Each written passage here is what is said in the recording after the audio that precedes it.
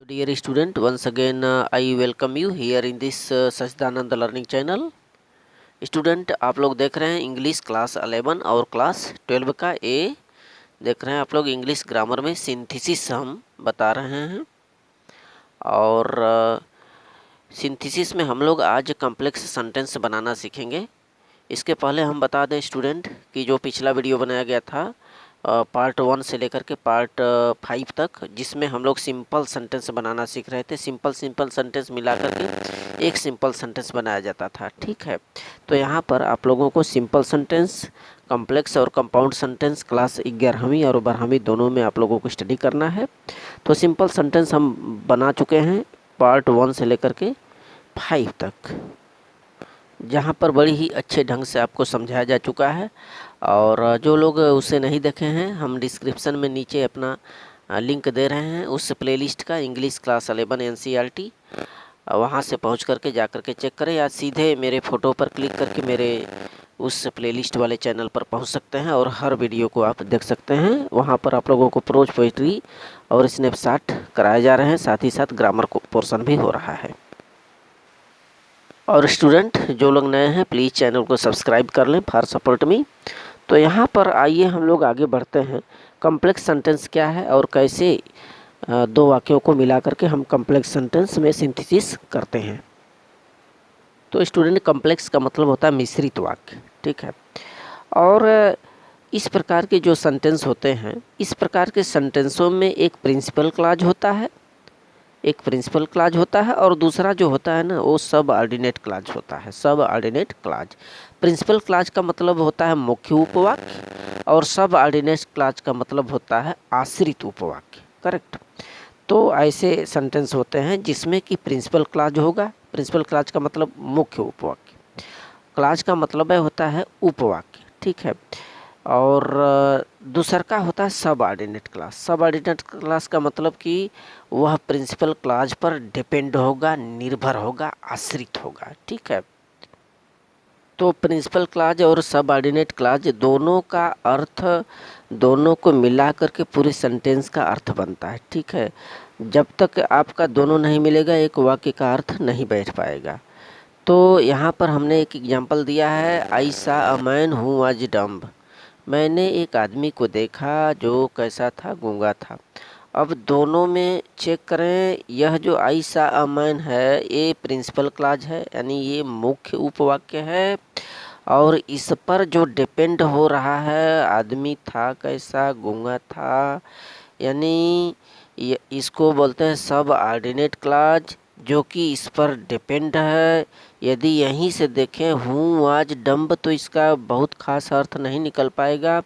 यदि total sentence एक में मिला दे तब जाकर के इसका अर्थ बैठेगा। तो इसको सबऑर्डिनेट क्लॉज कहते हैं, जो कि प्रिंसिपल क्लॉज पर डिपेंड होगा। और दूसरा एग्जांपल देखें, यहाँ पर हम दिए हैं everyone knows that you are a student. हर लोग जानते हैं कि तुम एक छात्र हो। यहाँ पर देखें हूँ लगा करके हमने जोड़ा है और यहाँ पर दैट लगा करके जोड़ा है। इस सेंटेंस में that you are a student ये सबऑर्डिनेट क्लॉज है और एवरीवन नोज ये प्रिंसिपल क्लॉज है। और जब दोनों को जोड़ दिया जाएगा तो पूरे सेंटेंस का अर्थ बैठेगा।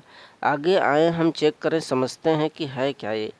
देखें, सब ऑर्डिनेट क्लॉज जो होता है यह आश्रित उपवाक्य होता है, जो कि प्रिंसिपल क्लॉज पर निर्भर है। ये तीन प्रकार के होते हैं।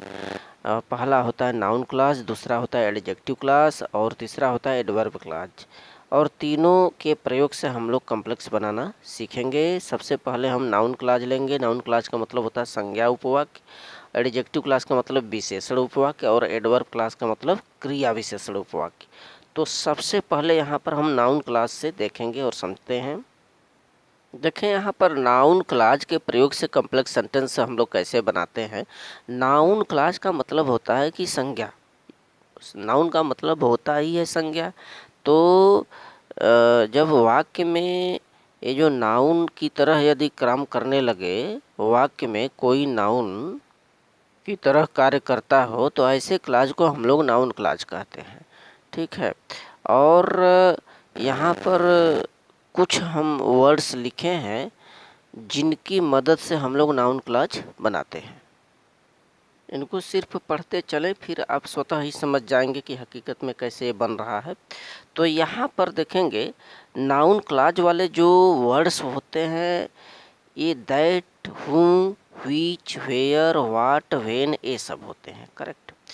तो इसमें जो सबसे इम्पोर्टेंट वर्ड होता है वो दैट आप देखेंगे। हूँ से भी हम लोग बना लेते हैं noun clause, which, where, that, when, ये वहाँ पर नाउन की तरह यूज हो गए। जैसे कहा जाए कि दैट इज अ बॉय, वह एक लड़का है, that is a boy. That, अब जो दैट है वह एक नाउन की तरह इंगित हो रहा है, तो ऐसे क्लॉज नाउन क्लॉज कहते हैं। और इनका जब अर्थ आप निकालेंगे तो कहाँ, क्यों, कि, कब आता है सेंटेंस में। तो ऐसे वाक्य को हम लोग कैसे बनाते हैं, सबसे पहले ये ध्यान रखें कि ये जो वर्ड हैं हूँ, वेयर, व्हाट, दैट, ये उस सेंटेंस में नाउन अथवा प्रोनाउन के पहले आएंगे। करेक्ट। उस सेंटेंस में नाउन या प्रोनाउन के पहले यूज किए जाएंगे। तो ऐसे दिए गए दो या दो से अधिक वाक्यों का हम हिंदी में अर्थ बैठाएंगे। हिंदी में अर्थ निकालने के बाद उसको जोड़ेंगे। ठीक है, जोड़ करके तब हम लोग कॉम्प्लेक्स सेंटेंस बनाते हैं। आइए एग्जाम्पल लेते हैं और आगे समझते हैं कि कैसे ये कॉम्प्लेक्स सेंटेंस बन रहा है नाउन क्लॉज के यूज से। बस देखें, बहुत ही सिंपल है, बहुत ही सिंपल है। देखें, I know her, she is a poor girl, मैं उसे जानता हूँ, वह एक गरीब लड़की है। अब दोनों का अर्थ मिलाएंगे। मैं उसे जानता हूँ, वह एक गरीब लड़की है, तो दोनों का अर्थ मिलाएंगे तो क्या हो जाएगा, मैं उसे जानता हूँ कि वह एक गरीब लड़की है। की शब्द आ रहा है जो कि हमने बताया कि कौन ऐसा वर्ड आए तो ये कॉम्प्लेक्स सेंटेंस होते हैं। तो की आ रहा है तो हमें की का स्पेलिंग यानी दैट जोड़ना है, और यह जो दैट है नाउन क्लॉज की तरह काम करता हुआ नज़र आ रहा है। I know her that she is a poor girl. ठीक है, दोनों को यहाँ जोड़ दिया गया दैट से और पूरे वाक्य का एक अर्थ मिला। ये सबऑर्डिनेट क्लॉज, ये जो है प्रिंसिपल क्लॉज। ठीक, अगला एग्जांपल देखेंगे। You are my friend, every one knows, तुम मेरे दोस्त हो, हर लोग जानते हैं। दोनों का अर्थ में मिलाएंगे तो क्या हो जाएगा, हर लोग ये जानते हैं या प्रत्येक लोग जानते हैं कि तुम मेरे क्या हो, दोस्त हो। ठीक है, तो सबसे पहले ये आएगा, प्रिंसिपल क्लॉज आएगा इसमें।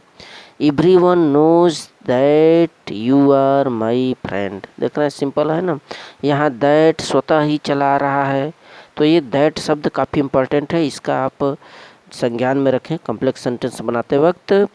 और यहाँ पर ये जो दैट लग रहा है इस पर फोकस करें कि यहाँ जो सी है, सी से पहले, इसमें यू से पहले, यानी कि कहीं न कहीं नाउन या ये प्रोनाउन है तो इनसे पहले ये दैट शब्द आ रहे हैं, जैसा कि पूर्व में हमने बताया। अगला एग्जाम्पल चेक करेंगे। It is clear you are guilty, यह स्पष्ट है तुम दोषी हो। दोनों का अर्थ मिलाएंगे तो क्या होगा, यह बात स्पष्ट है कि तुम एक अपराधी हो या दोषी हो। क्या हो जाएगा, it is clear that you are guilty. दैट शब्द पुनः आ गया। Correct. Next example. I am sure Lata is an honest girl, तो मैं विश्वस्त हूँ कि लता एक ईमानदार लड़की है। की आ रहा है तो क्या हो जाएगा, आई एम श्योर दैट, दैट लग जाएगा, that Lata is an honest girl. Correct. Next example. He may be success, वह सफल हो सकता है। आई डू नॉट नो इट, मैं नहीं जानता इसे, मैं नहीं जानता। अर्थ मिलाएंगे तो क्या होगा, मैं नहीं जानता कि वह सफल हो सकता है। की शब्द पुनः आ गया दैट, तो सबसे इम्पोर्टेंट वर्ड है इसका दैट नाउन क्लॉज के लिए। तो I do not know that he may be success. Next example. The sun rises in the east, the sun rises in the east, everyone knows, हर लोग जानते हैं कि सूर्य पूर्व में उगता है। की शब्द आ गया पुनः एक बार, क्या होगा? Everyone knows that the sun rises in the east. तो इस तरह से स्टूडेंट हम लोग दैट के प्रयोग से नाउन क्लॉज बनाते हैं।